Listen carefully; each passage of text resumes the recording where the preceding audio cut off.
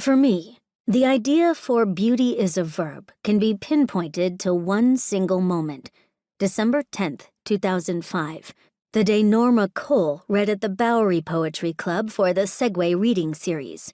A few years earlier, after a stroke, Cole lost and regained her ability to speak. Now, she used her temporary aphasia and slurred speech to compose a poem that noted a list of words she could no longer enunciate. The result of her reading this work was alternately hilarious and devastating. Cole laughed at the ridiculous yet utterly wrenching situation of a poet losing words, and the audience laughed with her. Yet it wasn't as simple as that. Although the audience laughed, they were also visibly uncomfortable.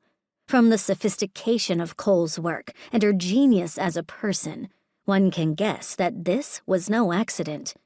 Can an entire anthology be sparked by one reading of one poet? I'm sure crazier things have happened in this world we call poetry. After, I began to consider a series of questions. What did it mean to have a disability poetics? What was the history of the movement? What about poets, much like myself, who have a disability, but don't align themselves with identity poetry or the Disability Poetics Movement? How do they fit into such a context, if at all? Shortly after, I was invited by Sheila Black and Michael Northern to participate in a panel exploring many of these ideas at the 2009 Associated Writing Programs Conference in Denver. Over cocktails, the idea of our anthology, this anthology, was born. While beauty is a verb includes many views of disability, we hope to consistently consider the social model of disability. It's for this reason that we primarily chose poets who have a visible disability.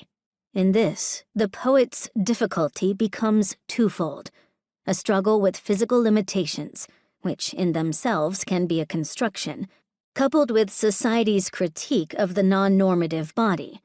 We mean to explore not only what it means to have a genre called disability poetics, but to look at poetry influenced by an alternate body and how this intersection forms a third language.